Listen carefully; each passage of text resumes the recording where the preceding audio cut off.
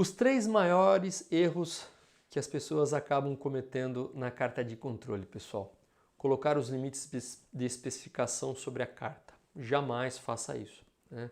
As cartas de controle, elas são para controlar o processo, elas não são para controlar a especificação, como nós já comentamos no início do vídeo. Segundo, é tratar os limites de controle com limites de especificação. Quando a gente faz isso, o CEP torna-se uma ferramenta de inspeção e não uma carta de controle. E outra, os limites de controle eles não estão diretamente ligados a defeitos no cliente. E o terceiro erro do CEP é falhar no plano de amostragem, no tamanho do subgrupo ou na ordem cronológica, não ter uma cadência de tempo em tempo coletando aqueles dados, né? Então o plano de amostragem, as condições para que você possa coletar os dados, ela tem que ser muito similar ao longo do estudo para que essas condições, uma vez que sejam diferentes, não interfiram no resultado. Então esses são os três maiores erros no CEP. Pessoal, aí agora eu faço uma pergunta.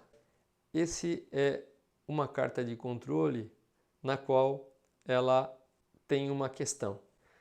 Aqui estão o limite de controle superior, o Upper Control Limit e o Low Control Limit, o limite de controle inferior. Se um ponto, a questão é o seguinte, né? Se um ponto, aqui o processo está sob controle estatístico, né? Está estável, ou seja, todos os pontos estão entre os limites de controle. E a pergunta que eu faço para você é o seguinte: se um ponto cai dentro dos limites de controle, significa que estamos produzindo boas peças para o cliente? Então para um pouquinho e pensa, né? Você está plotando aí os teus dados, as tuas características dimensionais de um produto e fez o CEP e todos os dados estão dentro dos limites de controle, ou seja, o processo está estável, está sob controle estatístico. Isso significa que estamos produzindo peças boas para o cliente? Não necessariamente, pessoal. A carta de controle, ela só diz se o processo ele é estável. Ele não trabalha com limites de especificação. É a voz do processo, ela trabalha com limites de controle. Então eu não consigo afirmar que nessas condições, somente observando esses dados, eu estou fazendo peça boa para o cliente. Só significa que ele está estável e eu posso calcular a capacidade do processo através das estatísticas de CP, CPK, PP e PPK. Então, essa é a resposta em relação a esta pergunta. Então, agora temos uma outra pergunta. Esses dados, por exemplo, né, o processo está fora de controle, né, ele não está estável, tem um ponto aqui acima do Upper Control Limit, acima do limite superior de controle. A pergunta: se o ponto cai fora dos limites de controle, significa que estamos produzindo peças ruins para o cliente? Essa é uma pergunta, pessoal.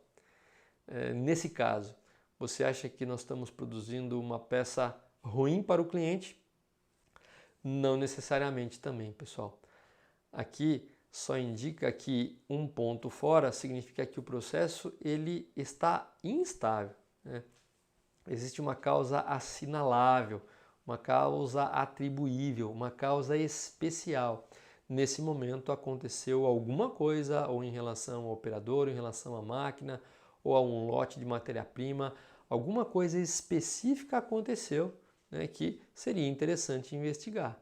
Mas saber se aquela peça está boa ou não, a carta de controle ela não tem condições de verificar sobre isso. E uma vez que o processo esteja instável, nós não podemos calcular as estatísticas de capacidade. Se o processo não é estável, ele não é previsível, ele não é preditível.